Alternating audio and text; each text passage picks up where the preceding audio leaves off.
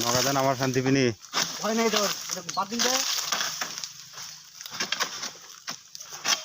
দেখো আমার বন্ধু এবার ডেগু কাটছে,